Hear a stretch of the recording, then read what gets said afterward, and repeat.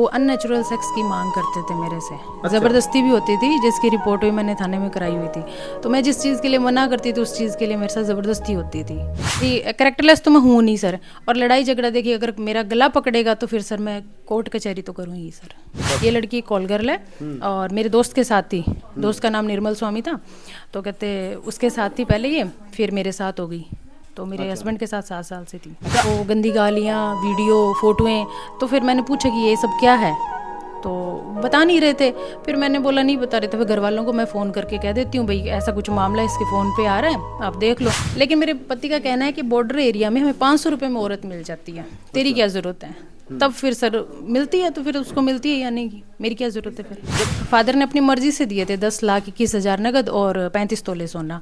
बाकी फर्नीचर का, इलेक्ट्रिक का सामान और जो भी बर्तन वगैरह जो भी होते हैं वो सारे कपड़े वगैरह जो भी उनकी मतलब दिए जाते हैं, बहनों के कपड़े, गहने वगैरह चांदी के, वो सब दे के लगभग 50 लाख रुपए लग गए थे उस वक्त। आप एक बीएसएफ के जवान पे, बीएसएफ में आप बताए थे कांस्टेबल है, उस पे आप इतना बड़ा आरोप लगा रही हैं कि वो पैसे मांगते थे आपसे, अननेचुरल सेक्स की डिमांड करते थे। क्या सच है ये आपकी आरोप है? बस अभी हाँ जी सच है सर।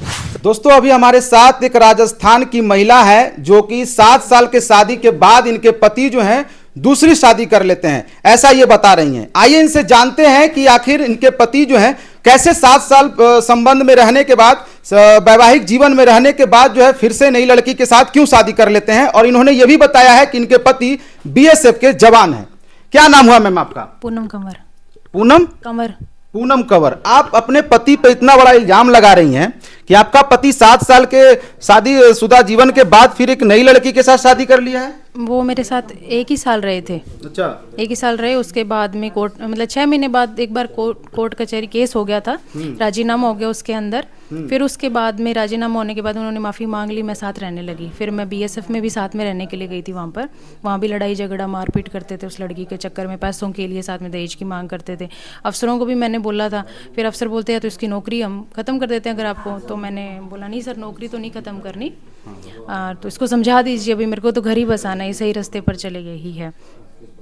तो शादी सर 2021 में की है मेरे। शादी आपकी 2021 में हुई? नहीं, मेरी तो 2018 में हुई है। अच्छा। दूसरी शादी 2021 में की है मेरे। शादी किस लड़की से दूसरी शादी हुई? कल्पना शर्मा नाम की लड़की है, daughter of Manohar Lal Sharma, late Manohar Lal Sharma. अच्छा अच्छा। आपके शादीशुदा जीवन में ऐसा क्या कुछ होता था या हुआ जिसके चलते आपके पति जो हैं वो दूसरी शादी करने पे मजबूर हो गए?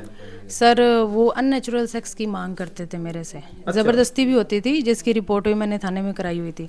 तो मैं जिस चीज़ के लिए मना करती थी उस चीज़ के लिए मेरे साथ ज़बरदस्ती होती थी। तो वो कहते थे कि वो करने देती है, तू नहीं करने देती। अच्छा। पैसों की मांग होती थी कि मुझे पैसा दो। आपसे? हाँ जी, कि मुझे पैसा दो।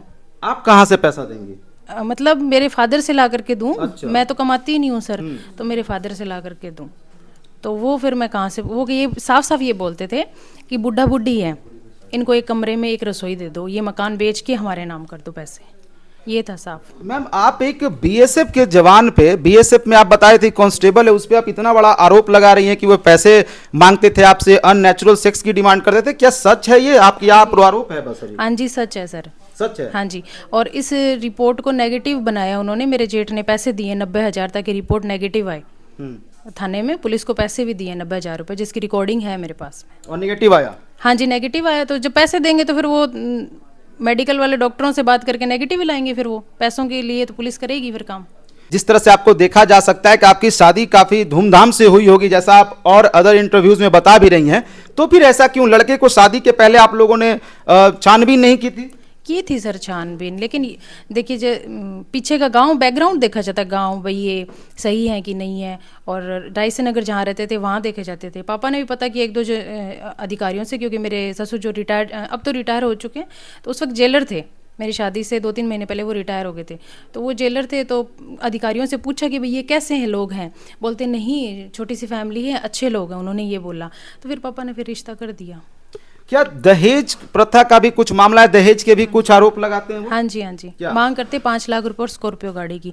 वो बोलते हैं, मैंने उनसे बोला कि आप मुझसे मांग करते हो पैसों की, आप मेरी जेठानी से क्यों नहीं करते? दोनों भाइयों की शादी एक ही दिन हुई है 12 दिसंबर को, तो उससे क्यों नहीं करते? तो वो बोलते हैं भाई इसके वारिस है, भाई उसका भाई है, वो तो कल को लड़ झगड़ के मांगेगा, तुम्हारे कौन सा वारिस है? तुम इतनी इन बुढ़ा बुढ़ियों को खाने के लिए क्यों दोगे? मेरी माँ ने भी तो मुकदमा किया हुआ है। अपने लेट भाई पर। तो शादी के 7 साल बाद या कह सकते हैं कि शादी के कुछ साल बाद वो आपसे 5 लाख रुपए और एक स्कॉर्पियो की डिमांड कर रहे हैं। वो शादी के अगले दिन से ही लड़की वाली बात हुई, फिर उसके बाद में मांग करनी शुरू कर दी इन्होंने। आप लोगों ने शादी में भी उनको दहेज दिया होगा? दहेज की मांग नहीं थी सर, मेरे फादर ने अपनी मर्जी से दिए थे 10,21,000 नगद और 35 तोले सोना। बाकी फर्नीचर का, इलेक्ट्रिक का सामान और जो भी बर्तन वगैरह जो भी होते हैं वो सारे कपड़े वगैरह जो भी उनकी मतलब दिए जाते हैं, बहनों के कपड़े, गहने वगैरह चांदी के, वो सब दे के लगभग 50 लाख रुपए लग गए थे उस वक्त। तो कहने का मतलब है कि 10 लाख रुपए और 35 तोले सोना देने के बाद भी आपका पति जो है आपसे 5 लाख रुपए और एक स्कॉर्पियो का डिमांड कर रहा है? हाँ जी, हाँ जी। अच्छा, कब आपको पता चला कि आपके जो पति हैं वो गलत राह पे हैं? शादी के अगले दिन ही। शादी के अगले दिन ही हाँ पता जी, चल उनके फ़ोन में मैसेजेस आ रहे थे, तो गंदी गालियाँ, वीडियो, फोटोएं। तो फिर मैंने पूछा कि ये सब क्या है, तो बता नहीं रहे थे। फिर मैंने बोला नहीं बता रहे थे, फिर घर वालों को मैं फ़ोन करके कह देती हूँ भाई ऐसा कुछ मामला इसके फ़ोन पे आ रहा है, आप देख लो। बोला घर वालों को नहीं बताना। तो फिर मैंने किसी को नहीं बताया उस वक्त। हम मियाँ बीबी के बीच में रहे बात, भाई इसकी क्यों बेइज्जती कराई।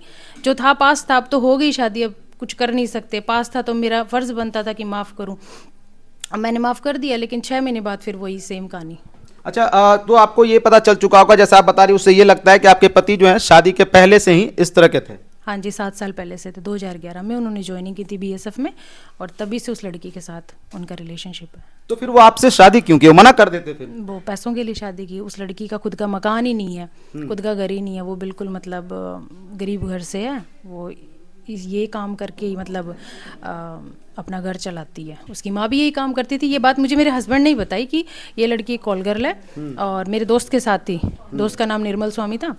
तो कहते उसके साथ थी पहले ये, फिर मेरे साथ हो गई।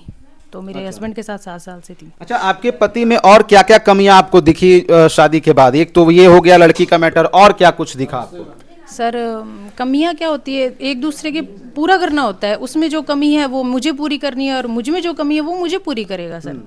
जैसे मैंने शादी से पहले पूछा था कि भैया आप 3 चीज़ों के जवाब दे दो, ड्रिंक, नॉनवेज। भाई हम नॉनवेज नहीं खाते, और लड़की वाली बात। तो तीनों में उसने झूठ बोल दिया था। तीनों में बोल दिया कि हाँ ये सब नहीं मैंने ये 2 चीज़ फिर भी बर्दाश्त कर ली, नॉनवेज कि भाई हार्ड ड्यूटी होती है तो नहीं खाएगा तो चलेगा कैसे काम उसका। तो मैंने ये बात मान ली थी। लेकिन ड्रिंक करके फिर उसका मतलब मारपीट करना, और बिना ड्रिंक के भी मारपीट करना, और ये लड़की वाली बात तो बिल्कुल बर्दाश्त नहीं होती, किसी से नहीं होती। एक पल के लिए ड्रिंक फिर भी बर्दाश्त कर लेगा, लेकिन लड़की कैसे बर्दाश्त करेगा कोई?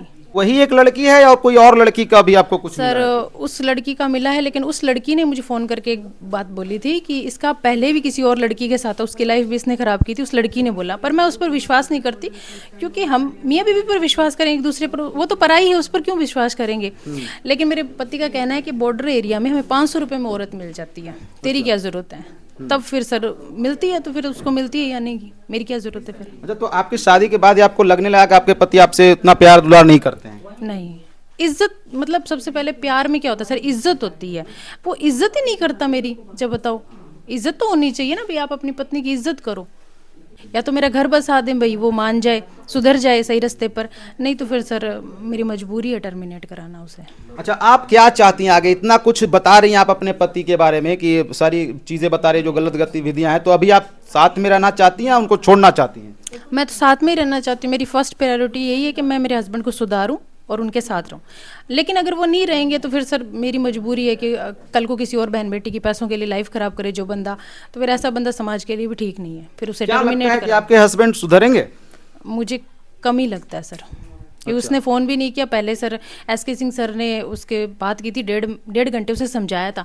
मैंने बोला सर आप है ना मेरे पति को समझा दो, मेरे पति का पॉइंट ऑफ व्यू ले लो आप, भाई वो क्या बोल रहा है मेरे बारे में, कहीं मैं गलत हूँ, हो सकता है मेरा हस्बैंड सही हो और मैं आपको गलत गाइड कर रही हूँ मेरे हस्बैंड के बारे में। तो उसने साफ बोल दिया मैं डिवोर्स चाहता हूँ। आप पूरी तरह से सही हैं, कहीं से भी आपकी कोई गलती नहीं है, या फिर छोटी मोटी गलती आपकी भी है? देखिए मेरी कैरेक्टरलेस तो मैं हूँ नहीं सर, और लड़ाई झगड़ा देखिए अगर मेरा गला पकड़ेगा तो फिर सर मैं कोर्ट कचहरी तो करूँगी सर। बस इतना ही कर? हाँ जी सर, ये अगर ये मिस्टेक है तो फिर हर किसी की मिस्टेक है सर। अगर कोई मारपीट करेगा तो फिर कोर्ट कचहरी तो करनी ही पड़ेगी सर। कितनी देर बर्दाश्त करूँ? एक बार कर लिया मैंने घर में, 6 महीने तक मैं बर्दाश्त कर रही थी, फिर उसके बाद सर मजबूरी में मुकदमा करना पड़ा सर। आप बोल रही थी कि आप उनके साथ समझौता करके 2-2.5 महीने वहां भी रही हैं जाके जहां वो रहते थे, फिर ऐसा क्या हुआ कि आपको वहां से आना पड़ गया? वहाँ तो उसने बोला ना कि घर चलते हैं, सीएल की छुट्टी होगी उसकी। उसने बोला इस साल की आखिरी छुट्टी है, सीएल है 15 दिन की, तो उसे घर आना था। इसलिए फिर मैं आ गई थी सर। अभी आप कहाँ रहती हैं? माता पिता के पास। माता पिता कितने दिनों से? 2020 नहीं 20 से रह रही हूँ, 19 से रह रही हूँ लास्ट में। 2019 से ही आप अपने माता पिता या मायके में रह रही हैं? हाँ जी, 12 तारीख के बाद मायके में ही रह रही हूँ। तो देखिए ये हमारे साथ एक महिला थी जो महिला विकास मंच में आई हुई, राजस्थान से चल के आई हुई हैं और इनका अपने पति पे आरोप है कि उनके पति जो है दूसरे लड़की से शादी कर चुके हैं। ये कंफर्म है कि शादी कर हाँ चुके जी, हैं? हाँ जी सर कर। आपने पूरा देख लिया है, पता चलता मुझे तो सर एहसास हो जाता है मेरे हस्बैंड का, क्योंकि वन मैन वूमेन रही हूँ मैं, तो मुझे एहसास हो जाता है। मुझे तो किसी ने बताया भी नहीं था, मुझे एहसास हुआ। कंफर्मेशन के लिए मैं लड़की के चाचा के पास गई थी, तो उन्होंने मुझे बोला कि हाँ शादी हो चुकी है, जो कि मुझे पता था कि शादी हो चुकी है। वहाँ गई तो उसने बोला शिवराज सिंह चौहान के साथ शादी हुई है। पुलिस ने पूछा तो वो मुकर गया। चलिए बाकी आप देख सकते हैं ये महिला विकास मंच में है और देखते हैं आगे क्या कुछ होता है। बीना मैम भी हमारे साथ हैं, यही है। अब देखते हैं आगे क्या कुछ होता है, उसका भी अपडेट हम आपको लगातार देने की कोशिश करेंगे। धन्यवाद।